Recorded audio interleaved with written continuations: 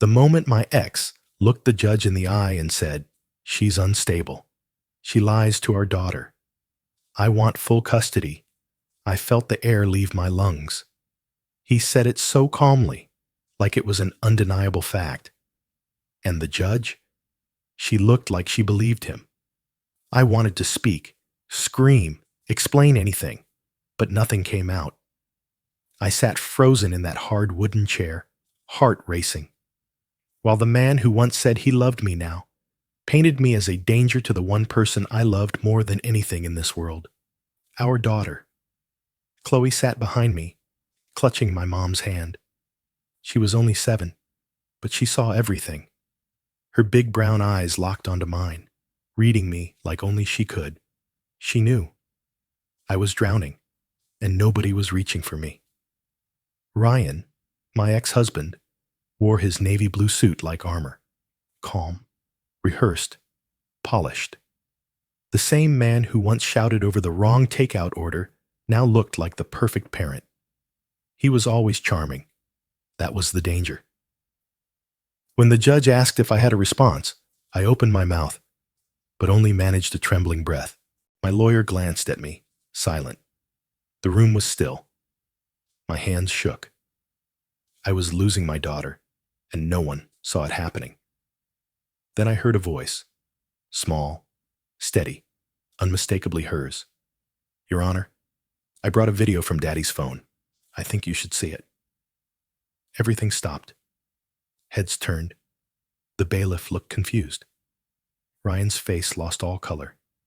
Judge Kingston raised her eyebrows, clearly caught off guard. Chloe stood up, tablet in hand. She wasn't crying. She wasn't afraid. She looked stronger than I'd ever seen her. She walked forward, passing her father, like he was just a stranger, and held the tablet out to the judge. I didn't even know she had it. Didn't know she recorded anything. But I knew in that moment, everything had just changed. The judge took the device. "What is this?" she asked. Chloe, calm and clear, said, "It's from last weekend. Daddy said those things when I was supposed to be asleep, but I wasn't. He was really mad. I thought if you didn't believe Mommy, maybe you'd believe him." My heart cracked open.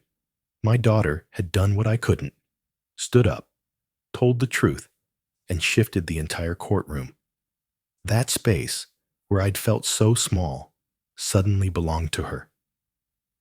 Before all of this, the hearings, the cold chairs, the legal jargon, it was just Chloe and me.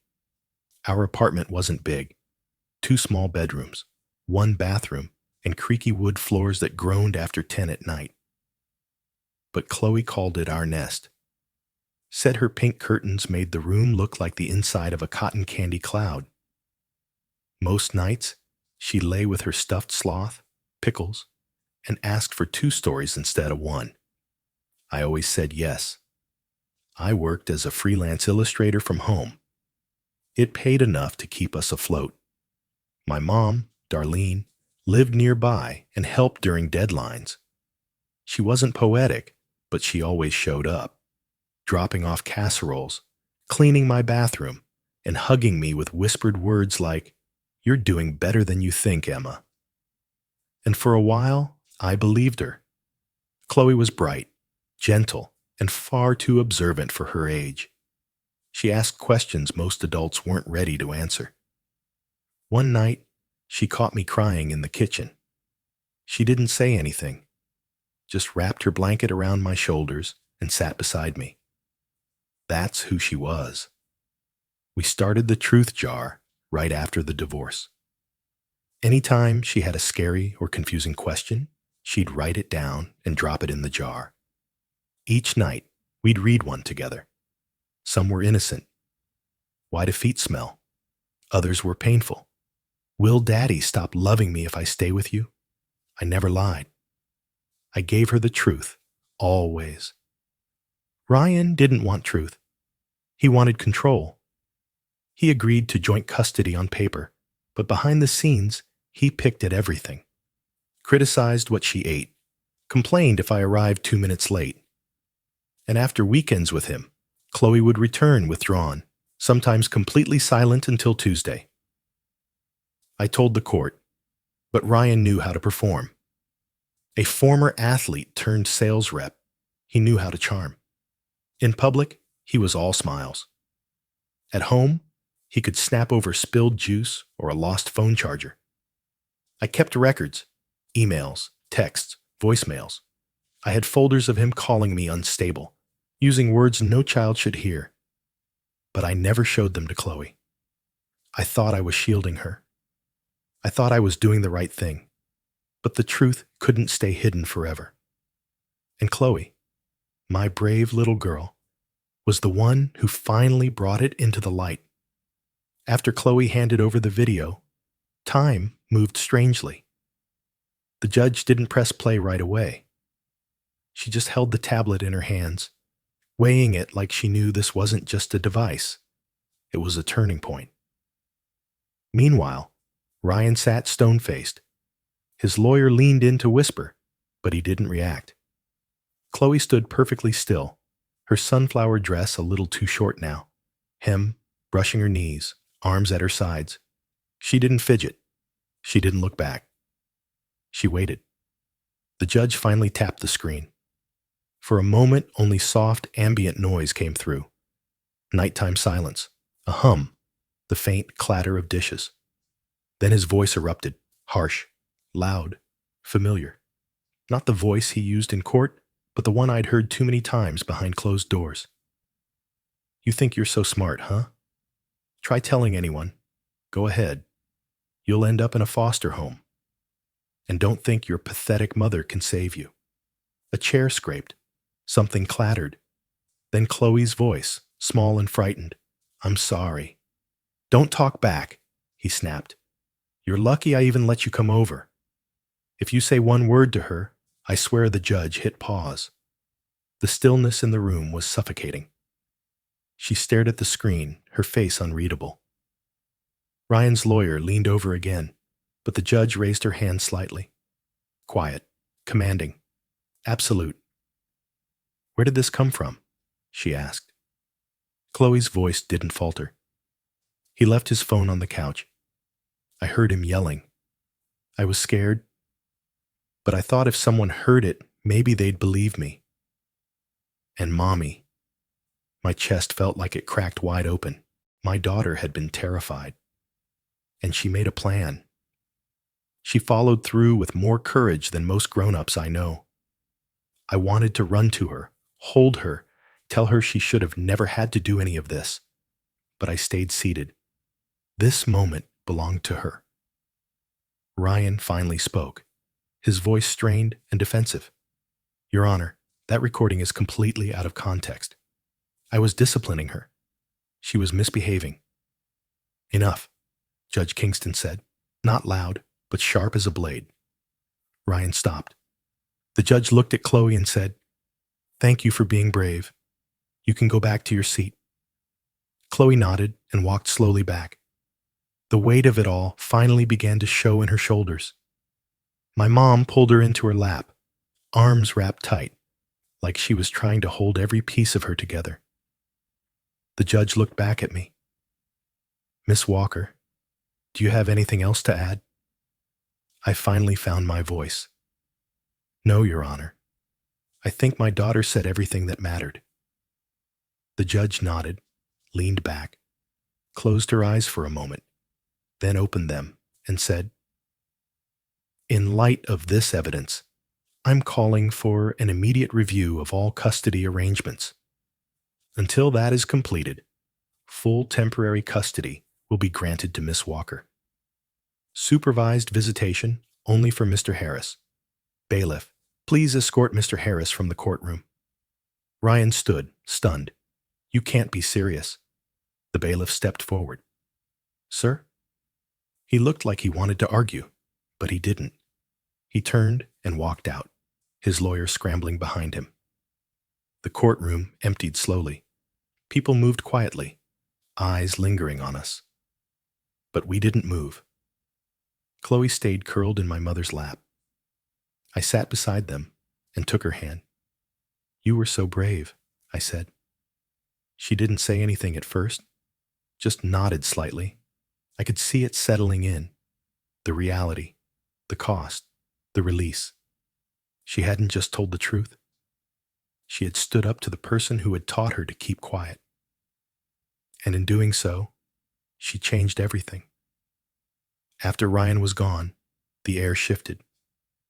Like someone cracked open a window in a room where we'd all been holding our breath. I could finally inhale. Not completely, but enough to feel human again. The judge left the bench without a word, but before she did, she looked at Chloe. And for the first time, her expression softened.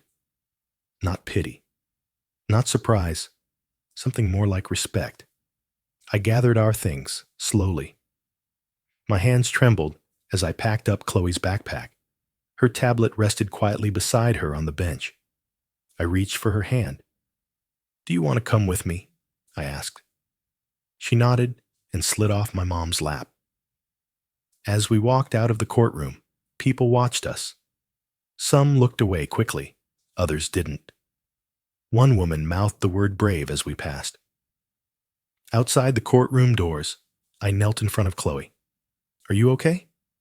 She shrugged, then finally whispered, "I didn't want to do it, but I had to." "I know," I said, swallowing the lump in my throat. "I'm so proud of you. You shouldn't have had to carry that alone." She looked at the floor. I didn't know if they'd believe me. "They did," I said, "because you told the truth. And you were strong enough to stand up when no one else could." Her eyes met mine, glossy and unsure. "Does this mean I don't have to go back to Daddy's house?" I wrapped my arms around her, holding her tight without crushing her. "You're safe. That's what matters." After the courtroom cleared, the court officers gave us new documents. The temporary custody agreement listed strict conditions. Ryan would only be allowed supervised visits, twice a month, in a monitored setting. No overnights, no weekends alone, no whispered threats. It was a start, not the end, but a beginning we desperately needed. That afternoon, we didn't go home. I couldn't bring Chloe back to our apartment, not yet. The silence in that space would be too loud, too full of echoes and memories that hadn't settled yet. Instead, we went to my mom's house. She made soup, even though it was warm outside. She always made soup when emotions were heavy, said it gave her something to stir when the rest of the world felt out of control. Chloe sat at the kitchen table drawing with crayons while I filled out more court paperwork on the couch. At one point, she walked over and handed me a drawing, 2 hands holding a heart. Beneath it, in her big, uneven handwriting, she'd written, "Truth is brave." I cried. Not the quiet, hidden kind. The real kind. The kind that escapes from the chest like steam from a kettle. Chloe didn't say anything. She just leaned against me, her small shoulder pressed into my side. We sat like that for a long time, still in our court clothes, still not quite ready to let the day go. That night, we pulled out the truth jar again. It had been sitting untouched on her shelf for weeks. I held it in my lap while she climbed into bed, hugging Pickles the sloth. "Do you want to go first?" I asked. She shook her head and pointed to the folded note on top. I opened it and read aloud. "What happens when the truth hurts people?" I looked up at her. "Did you write this?" She nodded, voice barely a whisper. "I didn't want to hurt Daddy. I just didn't want to be scared anymore." I reached across the bed and took her hand. The truth can hurt sometimes, but silence hurts more. What you did today didn't hurt anyone. You protected yourself. You protected me. That's not wrong. She stared at the jar, then whispered, "I think we should keep doing this." "We will," I promised. Every night. Later, after she fell asleep, I stood by the living room window. Outside, the streetlights flickered. Cars passed. Life moved on. But inside, everything had changed. Ryan no longer controlled the story. He no longer controlled Chloe's voice. And for the first time in years, I didn't feel like I was losing her. I felt like I was meeting her again, for real. The final custody hearing was scheduled 4 weeks later. By then, the court-appointed counselor had finished his evaluation. His report was detailed and damning. He wrote about Ryan's need for control, his emotional volatility, and his inability to recognize Chloe's well-being. Ryan denied all of it, naturally. But the video Chloe had presented spoke louder than anything in his defense. The judge reviewed everything: the transcript of the hearing, the counselor's notes, the video, and Chloe's own words. On the day of the ruling, I sat quietly in court, holding my breath. Not out of fear this time, but out of hope. Judge Kingston's voice was firm and clear. Full legal and physical custody is granted to Miss Walker. Mr. Harris will have supervised visitation twice a month at a neutral facility under the supervision of trained professionals. It was final. Chloe wouldn't be alone with him again. Not until the court deemed it safe, if ever. No more unsupervised weekends. No more coming home with silent lips and glassy eyes. No more pretending everything was fine. As we left the courthouse, Chloe held my hand tightly. My mother walked beside us, scanning the sidewalk. Ryan didn't show up. He hadn't spoken to me since the first hearing. I was fine with that. Later that evening, we went to a diner Chloe loved, the one with red booths and animal-shaped pancakes. She sat across from me, legs swinging, stirring her chocolate milk with her straw. "Is it over now?" she asked. I didn't lie. "It's safer now," I said. "We're not done growing through this, but we're not afraid anymore." She nodded and smiled softly. "I'm glad I told." "So am I said. In the weeks that followed, I found myself replaying the courtroom over and over. The way Ryan's face shifted when Chloe spoke. The way her words, so small and clear, cut through the entire performance. My daughter reminded me that strength doesn't always roar. Sometimes, it's a whisper that refuses to go unheard. I started therapy again. Not because I was falling apart, but because I finally had room to feel safe, to breathe, to unpack years of keeping it all in. I'd been surviving for so long, I forgot how to actually live. That would take time. But now, I had time. Chloe started drawing more. Her sketches changed. They used to be full of stormy skies and closed doors. Now she drew trees with roots, children holding hands, and hearts with beams of light shooting out. She even drew the truth jar and taped it to her bedroom wall. Every night, she reminded me to check it. One night, a few days after the ruling, I pulled a note from the truth jar. Chloe was already in bed, hugging pickles and waiting for me to read. I unfolded the paper. "Do brave people still get scared?" I smiled, sat on the edge of her bed, and looked into her curious eyes. "Yes," I said softly. "They just don't let fear write the ending." She reached for my hand, nodding slowly, like she was still figuring out what bravery really meant. The next night, there was another note. "Can kids protect grown-ups too?" I looked at her, my heart swelling with something I couldn't name. "You did," I said. "You protected both of us. Since the final hearing, our life had taken on a new rhythm. Not perfect, but lighter." Chloe slept better. She smiled more. She asked questions like a child should, about rainbows and whales and why people snore. Her drawings stayed bright. Her shoulders seemed a little less heavy. I, on the other hand, was still relearning how to be okay. Years of walking on eggshells had trained my body to stay tense. I'd flinch at sudden noises. I'd brace myself when the phone rang. I still checked the locks twice before bed, but those habits were slowly loosening their grip. I spent more time with my mom. Sometimes she'd just show up with groceries or lasagna or an old photo album, pretending it was all casual, but I knew she was watching me closely, quietly making sure I was healing. She didn't say much, but she didn't have to. Her presence was enough. Chloe started a new habit, writing small truths and taping them on the fridge. Truth doesn't whisper.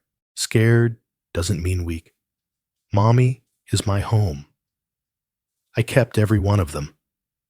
She asked to invite her best friend over for a sleepover one weekend, the first since everything changed. I said yes. I bought popcorn and silly face masks and let them build a pillow fort in the living room.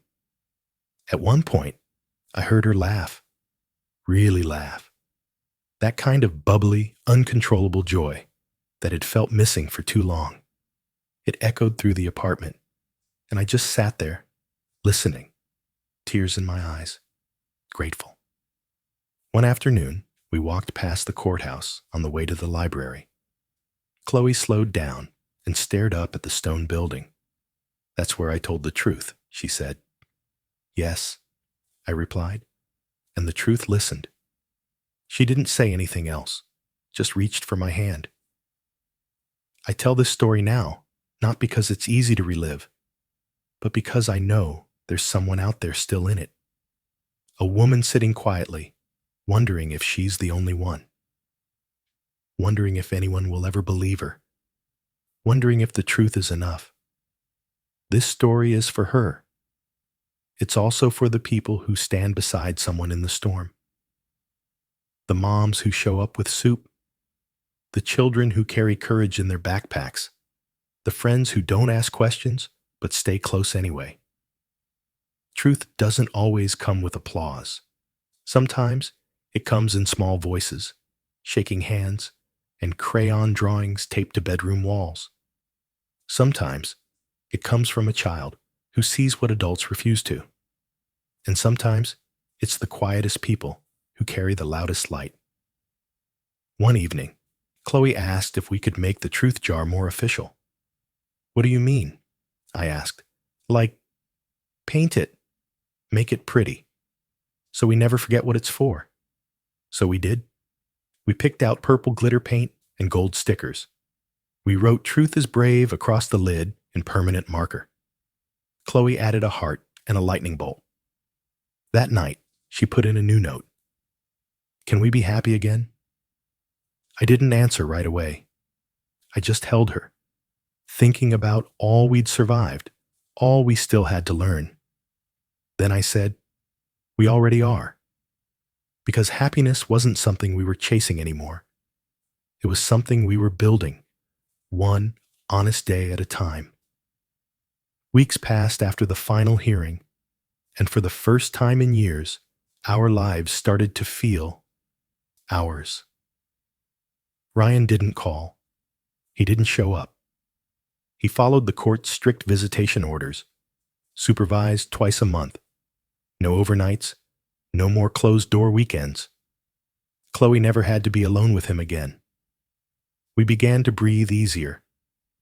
One afternoon, Chloe asked to go to the diner she loved, the one with the red booths and pancakes shaped like animals. She sat across from me, stirring her chocolate milk with the straw. Is it over now? She asked, her voice small. I didn't lie. It's safer now, I said. We're still healing, but we're not afraid anymore. She nodded slowly. I'm glad I told. So am I. That night, I found a new note in the truth jar. In her big, careful letters, Chloe had written, Do brave people still get scared? I smiled, sat on the edge of her bed, and answered, yes. They just don't let fear write the ending. Her hand found mine under the blanket. A few nights later, another note appeared. Can kids protect grown-ups too? I looked at her, heart full. You did, I said. You protected us both. She smiled, then turned over and went to sleep. In the weeks that followed, Her drawings changed. She used to draw stormy skies and empty houses. Now they showed trees, hands holding hearts, and windows filled with light. One morning, she taped a picture of the truth jar above her bed, decorated with glitter and gold stars. On it, she'd written, "Truth is brave." I kept every drawing, every note, every quiet moment where she showed me what strength really looked like. I began therapy again, not because I was falling apart, but because, for the first time, I had space to process what I'd survived. The noise was quiet now. I could think. I could breathe. One day, walking home from the store, Chloe looked up at me. "Do you think other kids have to do what I did?" I paused. "I hope not. But maybe if they hear your story, they'll feel less alone." She thought about that. "Then maybe we should tell it." So we are. We're telling it for the mothers afraid no one will believe them, for the kids who feel like they have to stay silent, for the people who think they're powerless but aren't, because the truth may not roar, but it doesn't have to. Sometimes it just needs someone small, brave, and 7 years old to carry it forward.